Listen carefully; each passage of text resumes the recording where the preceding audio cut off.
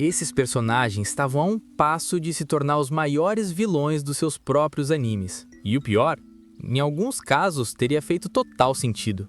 Pensa comigo, você passa horas assistindo um anime, torcendo por um personagem, querendo que ele vença, e aí você descobre que em algum momento esse mesmo personagem quase virou o cara que você odeia, quase destruiu tudo, quase matou as pessoas que ele prometeu proteger.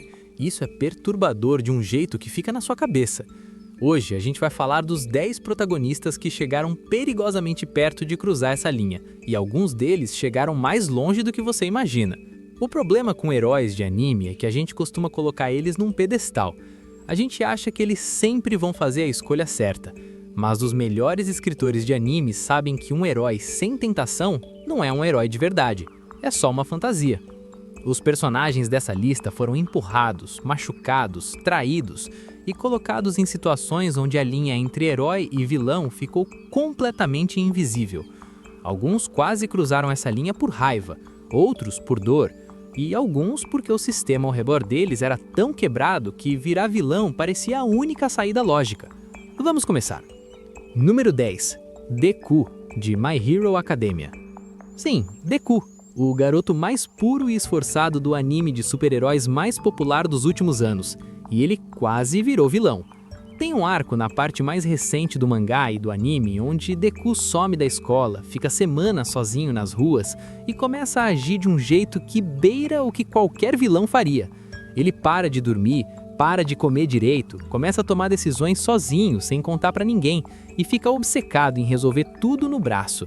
Se qualquer outro escritor estivesse no comando, esse arco facilmente terminaria com Deku perdendo o controle completamente.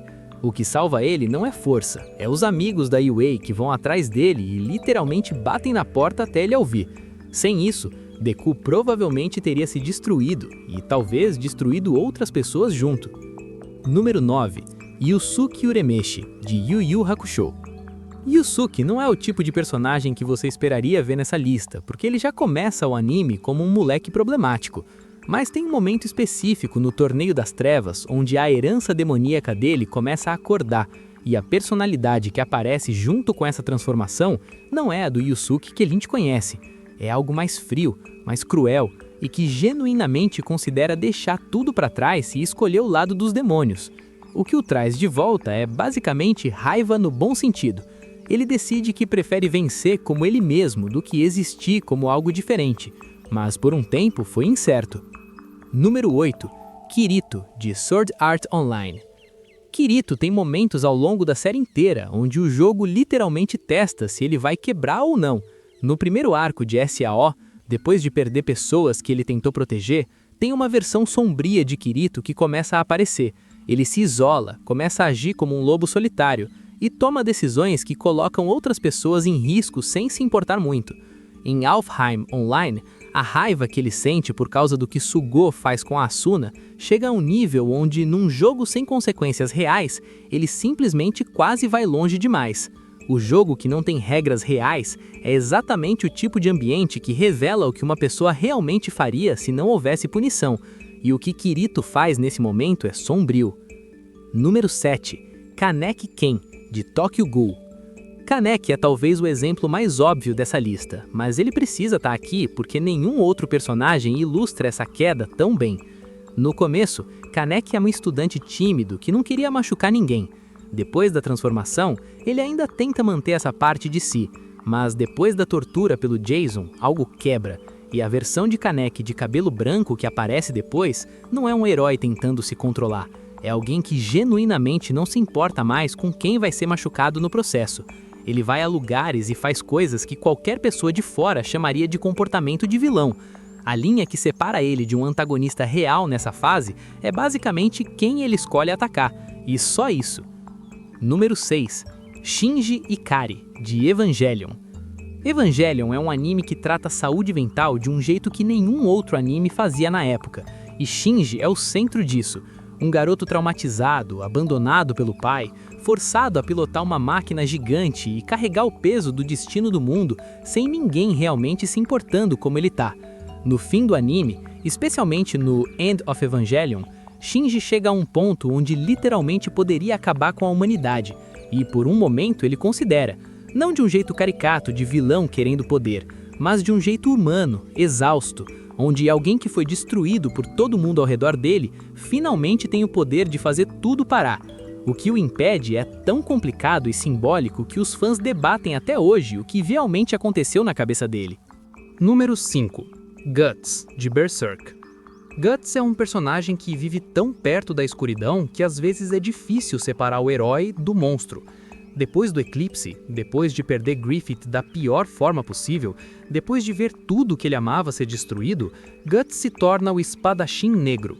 E o Espadachim Negro não é exatamente um herói. Ele deixa cidades inteiras expostas a perigo enquanto persegue seus inimigos. Ele coloca pessoas inocentes em risco. Ele é consumido por raiva a um nível que a besta das trevas dentro dele cresce toda vez que ele cede a esse ódio. Guts não quase virou vilão uma vez, ele quase vira várias vezes ao longo da história, e o fio que o segura é cada vez mais fino conforme a série avança. Número 4. Obito Uchiha. Mas vamos falar de Naruto.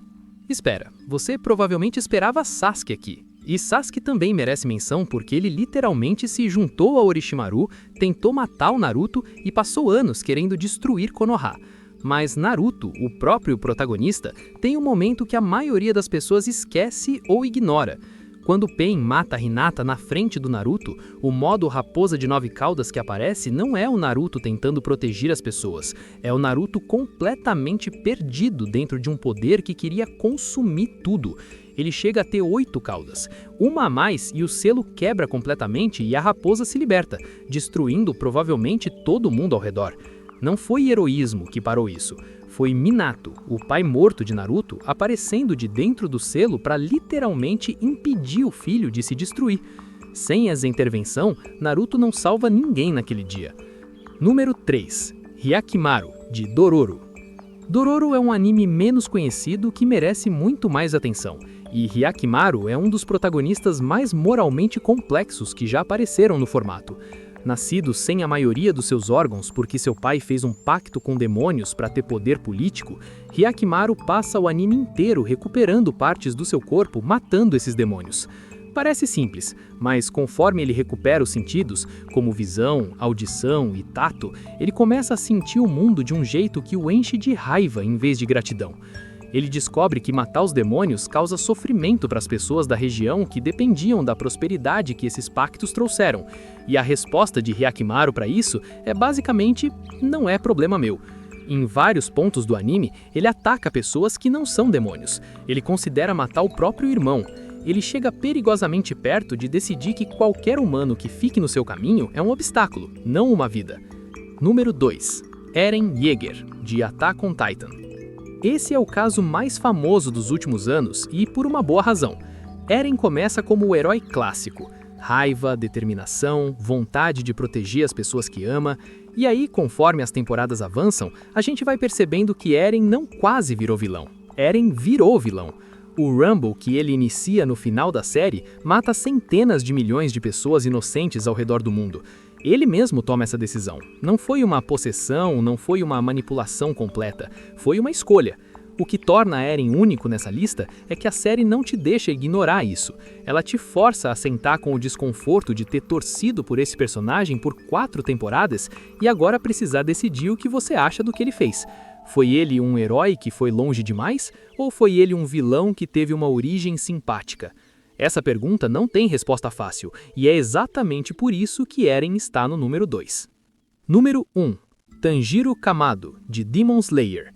Esse é o que vai te pegar de surpresa, porque Tanjiro é provavelmente o protagonista mais gentil e bondoso de toda essa lista. E é exatamente por isso que ele é o número 1. No final da temporada mais recente, especialmente no arco do Castelo do Infinito, depois da batalha contra Muzan, Tanjiro morre, e Muzan, num último ato desesperado antes de ser destruído pela luz do sol, transfere todo o seu sangue para o corpo de Tanjiro. Tanjiro ressuscita como um demônio, não como qualquer demônio, como o sucessor direto de Muzan, com todo o poder e a influência que isso traz. O Tanjiro que aparece nesse momento não é o garoto gentil que chorava por inimigos antes de matar.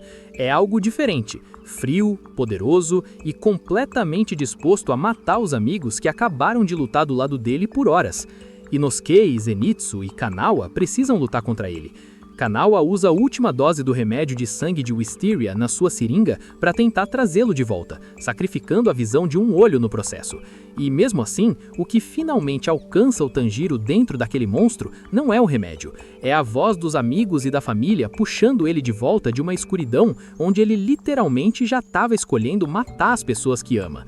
Tanjiro passou pela experiência completa, ele não quase virou vilão, ele virou e voltou. E isso é diferente de tudo nessa lista.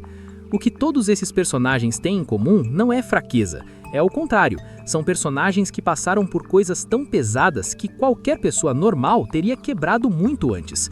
O que os torna heróis não é o fato de nunca terem considerado cruzar a linha, é o fato de terem estado na beira, às vezes com um pé do outro lado, e terem escolhido voltar, ou de terem tido alguém que os trouxe de volta. Essa é a diferença entre um personagem bem escrito e um herói de papel, e é o motivo por que esses animes ficam com a gente muito depois de terminarmos de assistir. Na sua opinião, qual desses personagens chegou mais perto de realmente virar o vilão da própria história? Deixa nos comentários, e se você curtiu esse vídeo, deixa o like e se inscreve no canal para não perder os próximos.